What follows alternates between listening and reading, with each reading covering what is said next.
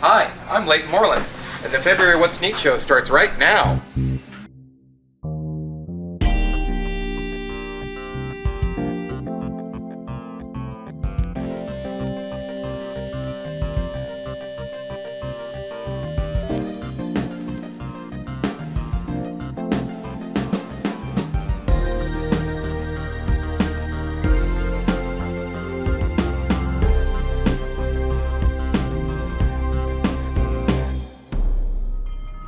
The What's Neat show is sponsored by Caboose, sharing our passion for trains since 1938.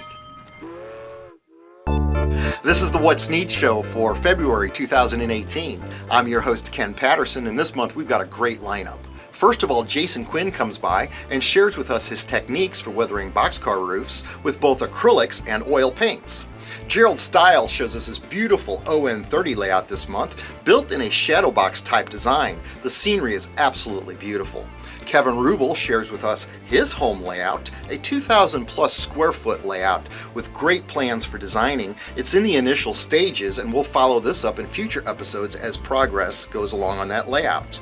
Stephen M Conroy shares with us some gorgeous drone footage from Southern California, whereas all of the modeling ideas for what we want to model can generally be found in this type of footage. We also build an N-scale layout this month, whereas the whole layout is modular, but it would be held together with magnets. It's a concept that I really wanted to try, and we put it through its paces this month on What's Neat. And with that, that's the lineup for this February 2018 What's Neat.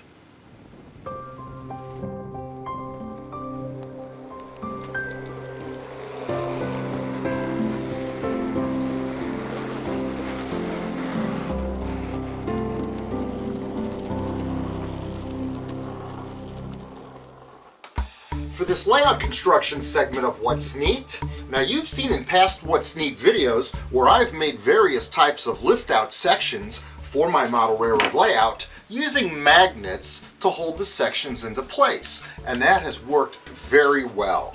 Now I'd like to know, can you build a layout and actually hold the layout together with magnets? Now what do I mean by that? What I'd like to do is take a piece of 2-inch foam, cut it up in such a size that I can get an oval N-scale layout out of it. I'd like it to be in 4 sections, and I'd like it to be able to fit on top of a tabletop and look very nice and finished. But at the same time, I want to hold the 4 sections together with these magnets. These, what they sometimes refer to as super magnets, but you can get these from the Home Depot or various hardware stores. They're relatively inexpensive, but these things can hold a lot. So the theory is, build an N-scale modular layout. Don't really focus on the top scenery, just make sure the track lines up and everything fits together and the polarities of the magnets all match to where the wood can just pop together these modules that we're about to build.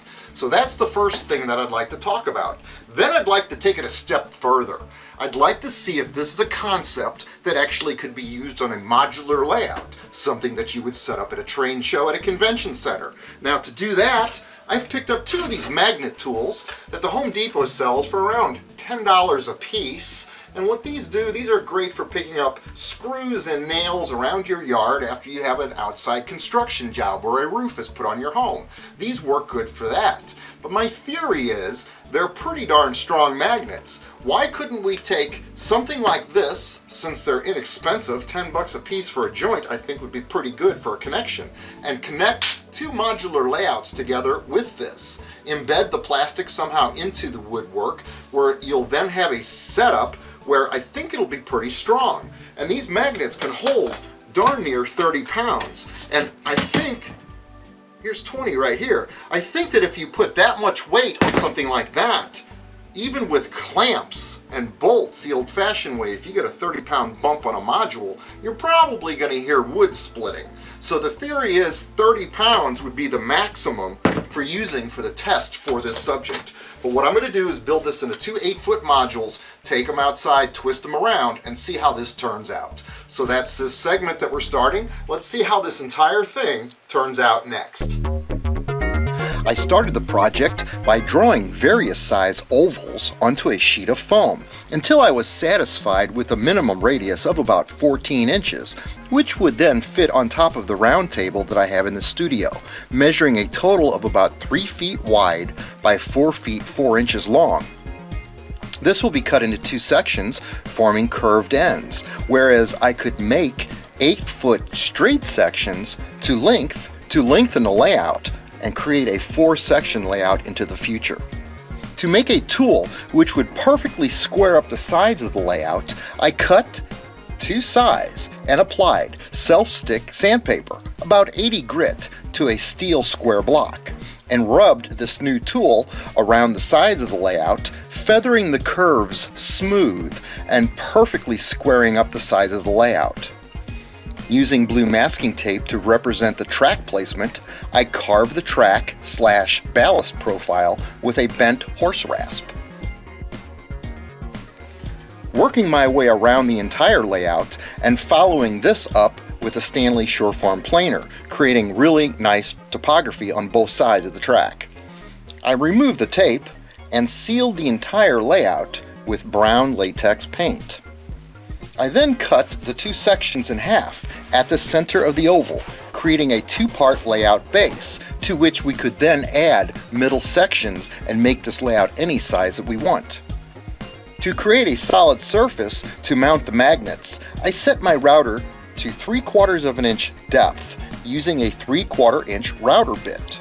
I then guided the ends of the layout along the router's fence, cutting a straight groove into the ends of the foam, which would then be laid in with wood boards. I cut 1x4 pine boards into 3/4 inch square stock, and I cut these to the exact width of the modular sections. Then, using water and Gorilla Glue, I secured these wood pieces into the ends of the module, into the grooves, flush with the foam. I put weights on top of this as the glue expanded and cured, so the ends of the foam would not rise up and deform unevenly. Using the same process, I embedded small 3/4 inch blocks into the curved sides of the layout, to which we will attach the oak plywood sides. I soaked a 2-inch strip of oak 1/4 inch plywood in water. I sprayed water onto the curved foam surface and applied a few lines of Gorilla Glue, then proceeded to wrap and staple the plywood into place all the way around the outsides of each layout section.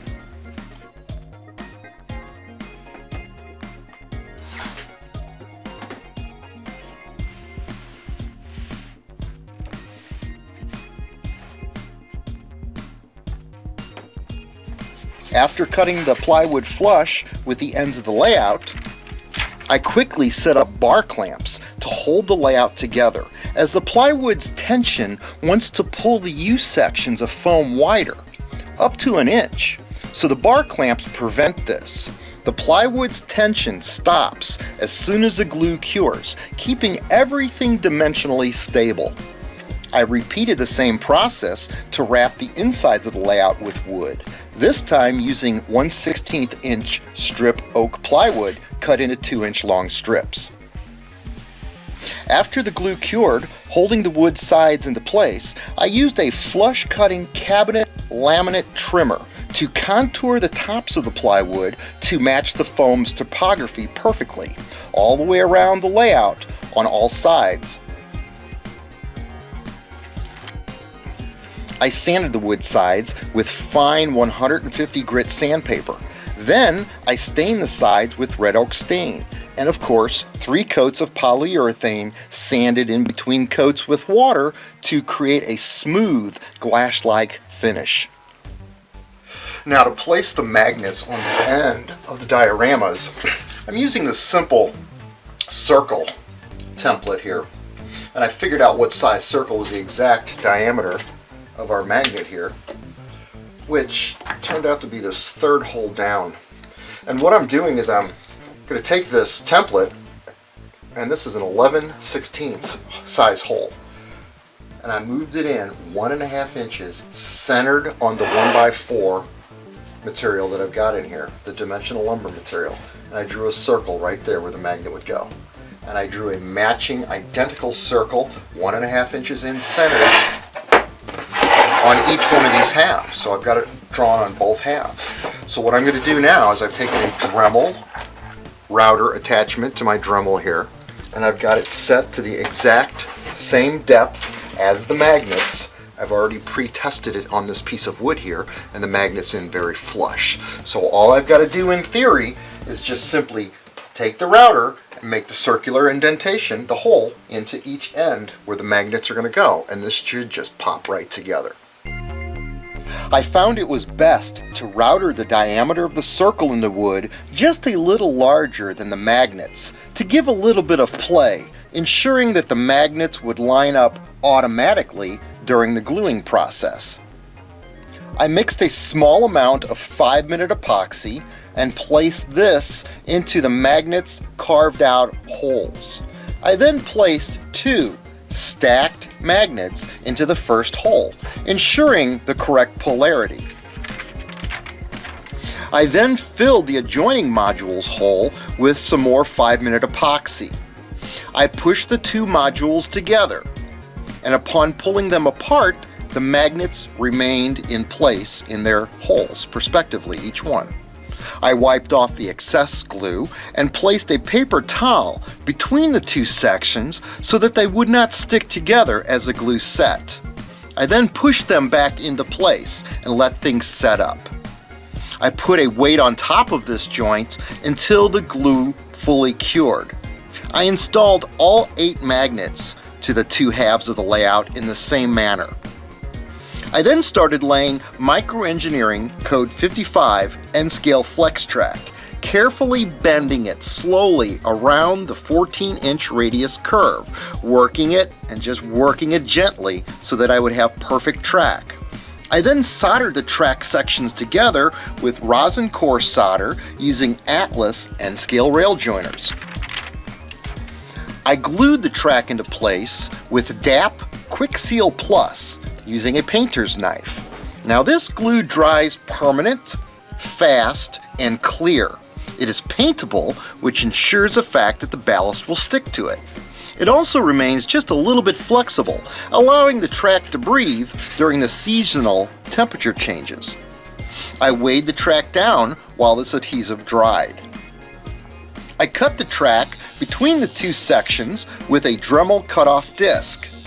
I then pulled the 2 sections apart for the very first time and proceeded to join them back together again. It was a perfect connection and the rails lined up just right, as I tested it further by rolling this N-scale Railbox Boxcar across the joint. The scenery on the layout started with an even layer of sifted backyard dirt over the entire scene. I followed this up with fine sifted limestone, which acted as N-scale ballast. I used an artist brush to work this evenly around the ties and in between the rails to form a realistic looking track profile. I added Woodland Scenic's medium and light green ground foam to the scene just to give a little color. I then glued everything into place with 1 bottle of Woodland Scenic Cement, sprayed through a fine spray bottle, wetting the entire scene. Now while the scene was still wet, I added some static grass in various areas for just a little bit of added texture, and this stood up straight and stuck in the glue. After everything was dry, I cleaned the rail tops with an abrasive track cleaner and proceeded to test a locomotive around the layout. The track work was smooth, it was level, the locomotive ran real smooth and nice across all of the joints. Everything so far worked just perfect. Now, to test the strength of the magnets joint further, I joined the 2 layout sections together, and then I slid them around on a tabletop to see if they would pull apart, and everything held up. I then proceeded to pick up the entire layout, letting it swing and hang. And this proves the concept of holding a layout together with magnets as a very feasible idea.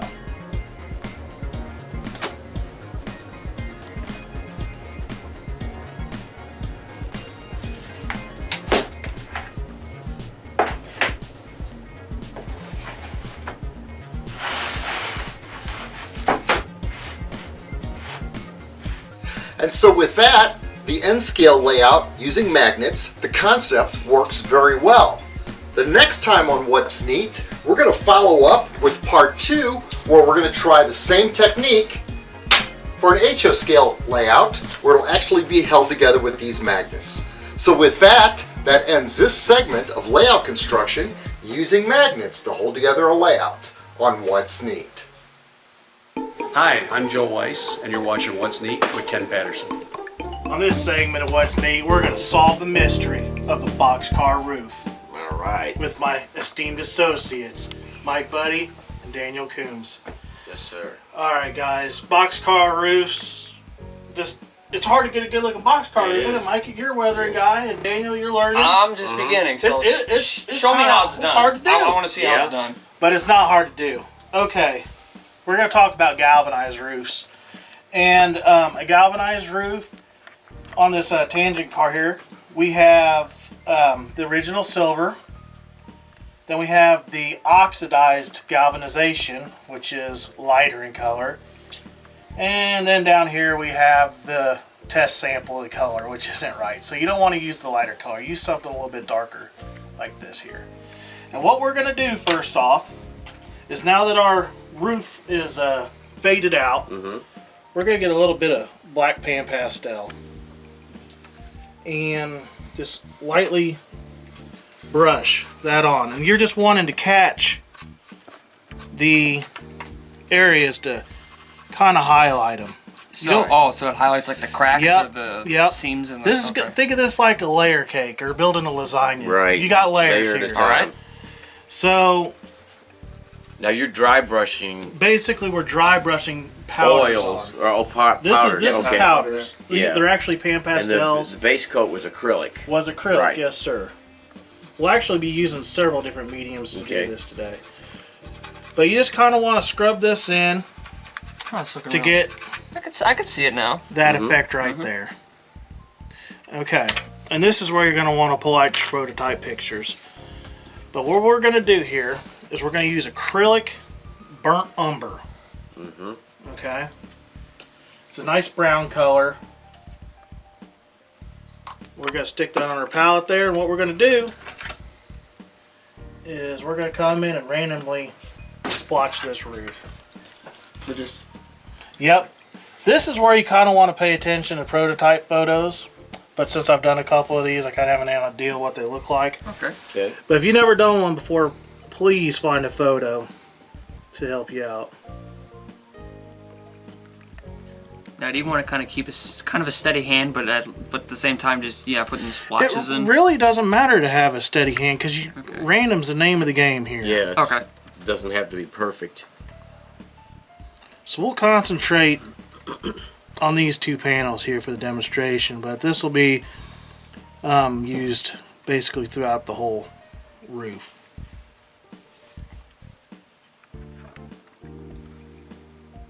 Like I Starting to said, look you rusty. just kind of want it. You want it random, but you don't want it to look like a paintbrush did it. That's the name of the game. Okay. Now sometimes, like the embossed part of a panel will rust, and the whole row of panels will have the same pattern of rust on them because I guess they've been taken off the same Yep. pallet load or whatever. But that's another thing you can do. Some box cars, the whole roof is this color. Right. That's why you need to pay attention to your photos because these roofs have infinitely different amounts Right. of weathering. And replacement panels and damaged panels. Yep.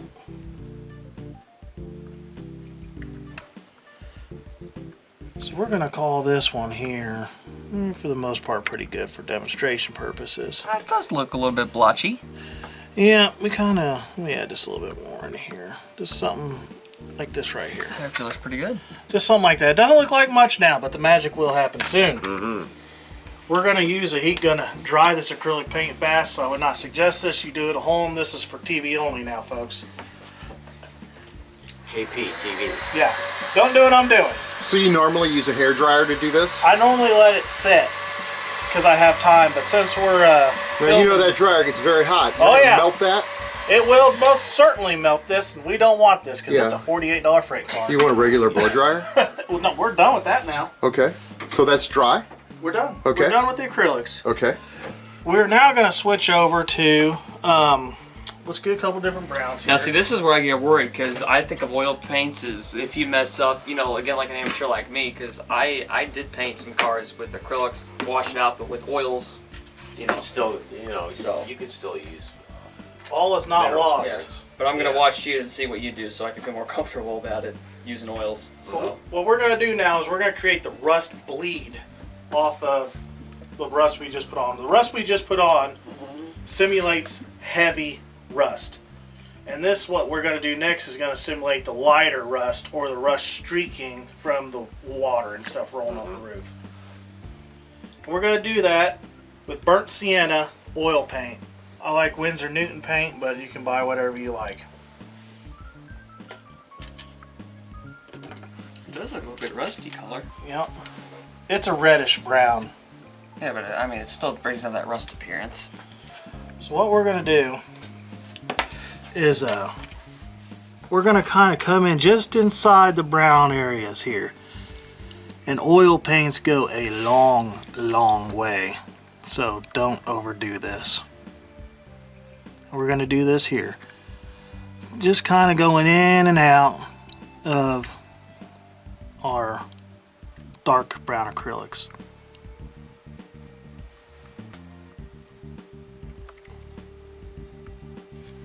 Just like that there. Come back in. You don't want, like I said, you don't want too much. So you just like lightly dotting it around? Yep, basically Okay. just a light little dab. A dab will do you. Alright, around the edges of the darker paint, Yep. right. because the darkest paint is the oldest rust. That's right. And once you're to this point, I'm going to take, you can use Terpenoid, or I use MIG brand products from, I guess it's Ambo by MIG Jimenez. And I use his odorless thinner to do this with, but like I said, Terpenoid will work too. And first off, I'm going to clean out the brush. It doesn't have to be super clean, but I don't want it having a ton of paint in it, because it'll Goes It'll a long way, overpower it. like you said, yeah. So we want to start with a clean brush. We want a brush that's pretty well loaded with thinner. What we're going to do now is we're going to come in here, got a little bit too much thinner on there, and work these areas. You see that bleeding? Uh-huh. Now what is that? Is that just spreading it out to make it more that's blotchy? that's spreading it out, and it's adding the effect of the light rust. Oh my gosh, I can kind of see it coming to shape now. And then that's all you got to do. What? And that's just clear water, right? No, this is odorless thinner or terpenoid. Like mineral spirits, you know, Oh, you can use mineral spirits? Okay. yeah, anything that will thin oil paint. See, the reason we used acrylics to begin with is this thinner will not touch the acrylics How come? because they're two different types of paint. They're totally differently. One's water solvent and the other is solvent based. Okay. Yep, and they're very different, and they won't interact with each other.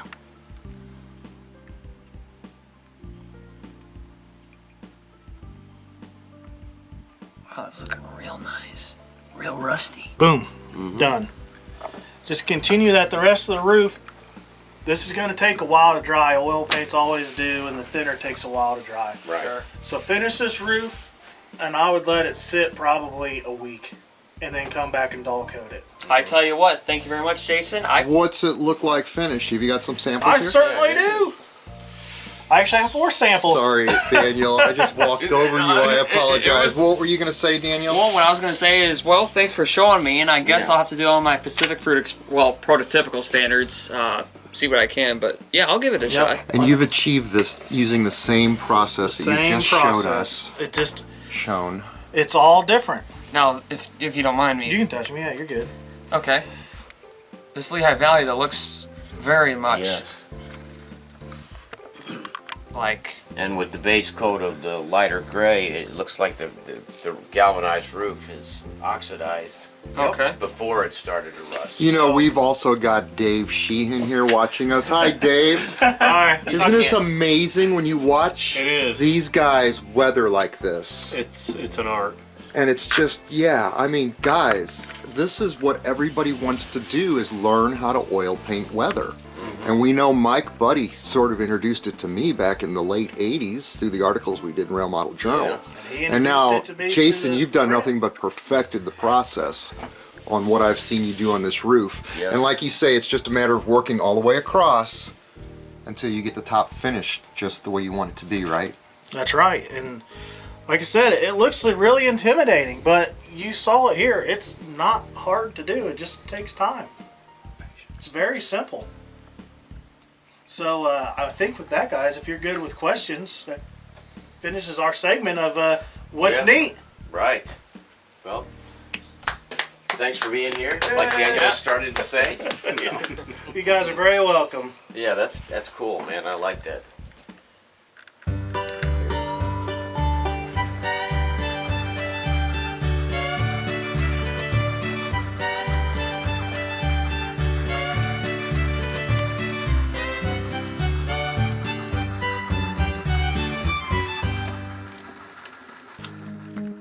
For this segment of What's Neat, I'm with Gerald Styles in Littleton, Colorado, looking at his beautiful ON30 layout. I'm telling you, Gerald, this is an absolutely gorgeous model. Can you tell us a little bit about the size and to give us some background on your layout? Sure.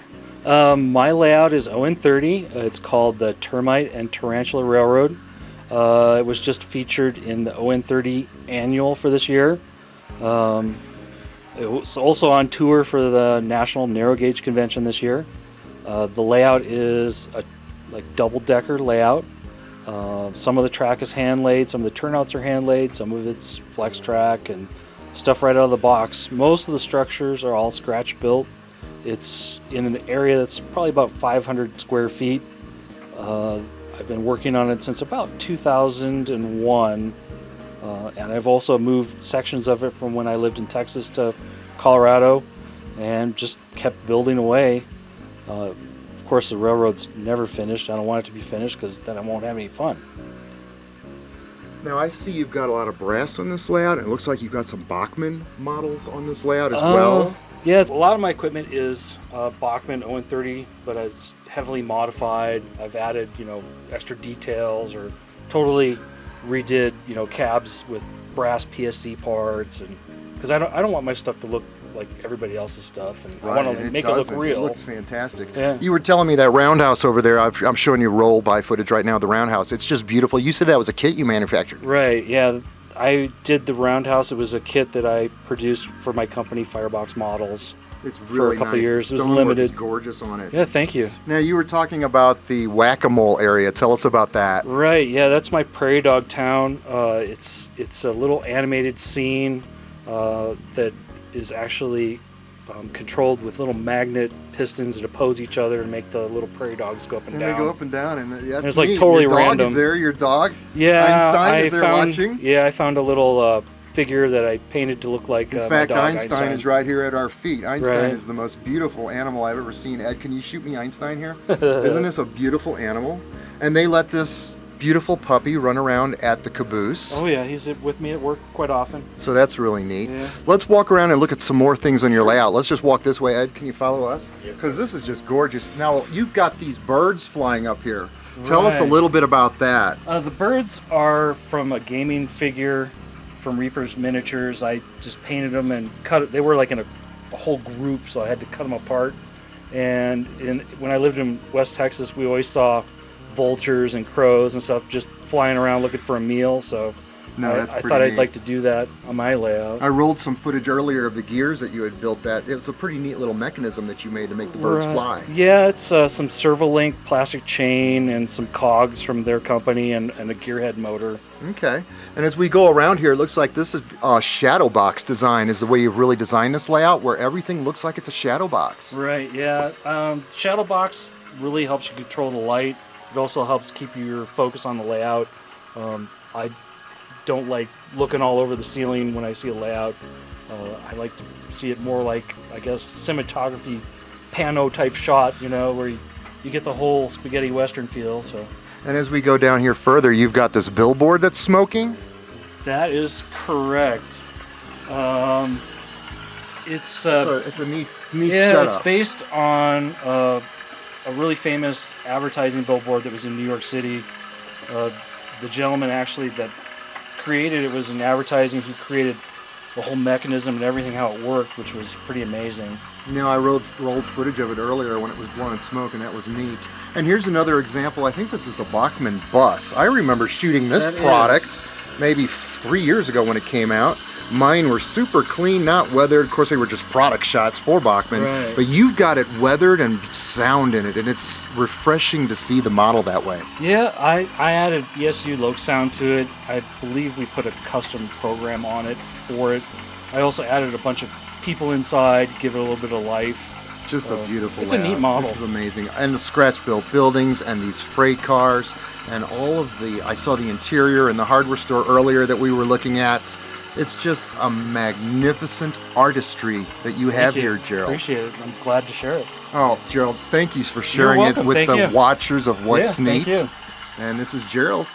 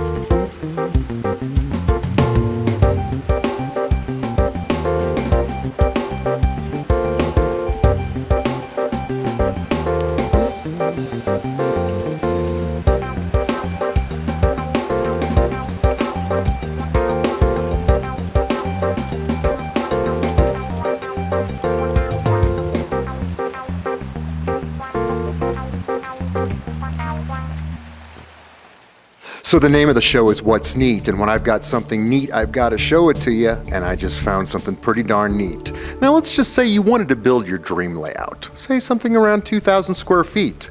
What do you think it would look like? What would you imagine that it would look like?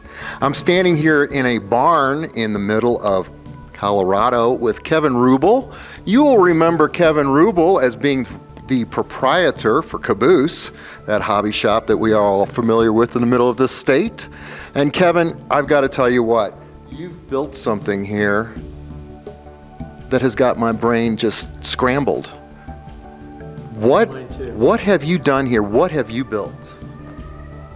I've built something that's, well, certainly from this benchwork standpoint, something you could jump on or sleep on and not have to worry about falling off, because it's bulletproof. But I built what I'm in process of building. Originally was a model, basically switch for switch, of the Monon Railroad main line between State Line, Indiana and Lowell, Indiana in the summer of 1967. At one point, I felt, particularly after I bought the store, I felt that was a little bit too ambitious and I might never get it done, particularly when I started thinking about installing 160 tortoise switch machines or building 411 kits. You know, I thought, there's no way I'll do this. I'll be spending the rest of my time building kits. How many hours are in the day? Right, so I decided to scale it down a little, not in size, of course, because it's the same size, but scale the scope of the layout down. And so I focused on the southern portion of the Monon Railroad between just south of Bedford, Indiana to just south of Orleans, Indiana, and the branch to French Lick, Indiana. That doesn't involve any big 13-track yards. I think you've got a drawing over there. Let's go over and do look have at a this drawing. I do have a drawing. Big drawing. It's a small version of it, a large version of it. Here, hold Yeah. this microphone, Kevin, while I adjust Sure. the camera, and we're going to just work this together. Sure.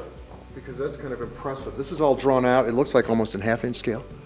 It's 1-inch scale. Okay. 1 inch to the foot. So the room is a little over 35 feet by 53 feet long. And we have nice, spacious 4 to 5 foot wide, well, mostly 5 foot wide aisles. And it's just a simple single track main line, but it allows me, unlike the other layout, this will allow me to operate 40-car trains past each other, and operate the southern part of the railroad like the original Monon was operated back in '67. So that's what we're looking at here. All right, now, did I already ask you how many feet of track all the way around? Because I see two major peninsulas, and each one of these looks like they're an easy 35 or 40 feet long into the room. Yeah. And you've got some great aisle space here. Your aisles look like they're almost 7 or 8 feet wide. Yeah, in some spots they are. This is really well thought out. Were you anticipating having more than just yourself operating this? Well, yeah, particularly when this was designed as the northern end of the railroad, because it involved not only the Monon and the transfers all going into Chicago and then locals and road freights going south, but it also had trains of the Erie Lackawanna and the Nickel Plate and the C&O, the South Shore, several different railroads. So I planned this for multiple operators. With being it's the southern end of the railroad, we'll probably be talking about 6 freight trains a day and 2 passenger trains and probably 4 locals. That's Still a few trains. Still a few trains. But the only real yard on it is going to be the staging yard here. The rest of it's going to be pretty much rural and small town. Tell me about this Switching bench operations. work. I see bench works made of 2x6s, Well, and it looks like you're about 48 inches or 50 inches high. What's your height? do you know? 54. That's 54, a perfect height. Yeah, 54, and then a good yeah, and it's height. and the sub bench work, as I would call it, the walls down the centers of the peninsulas, And then the benchwork itself is all 2x6 and 2x4 construction, 2x6 tilt-up walls, and that's overbuilt.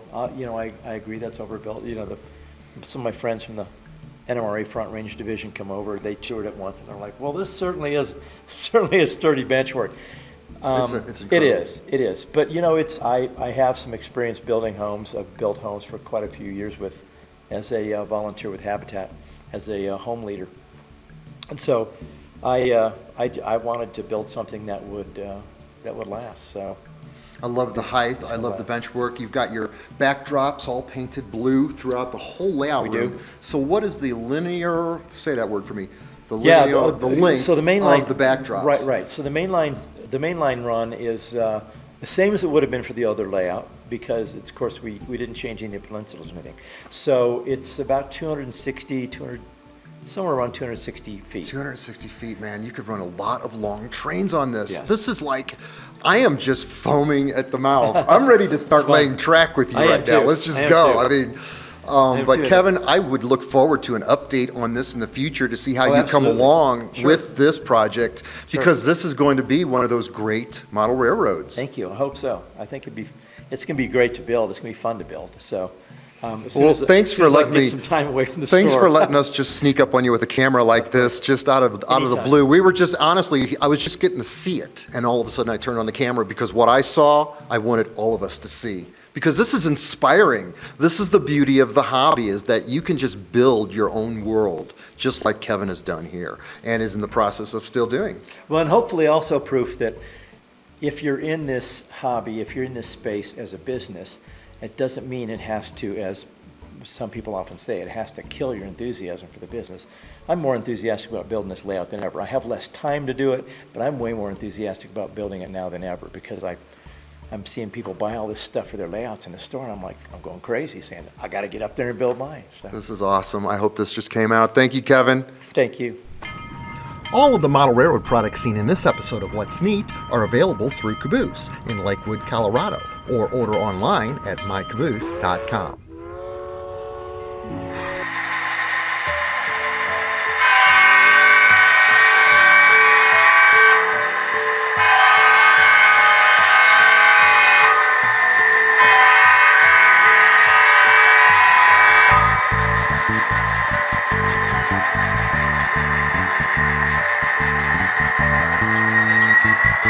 Thank you.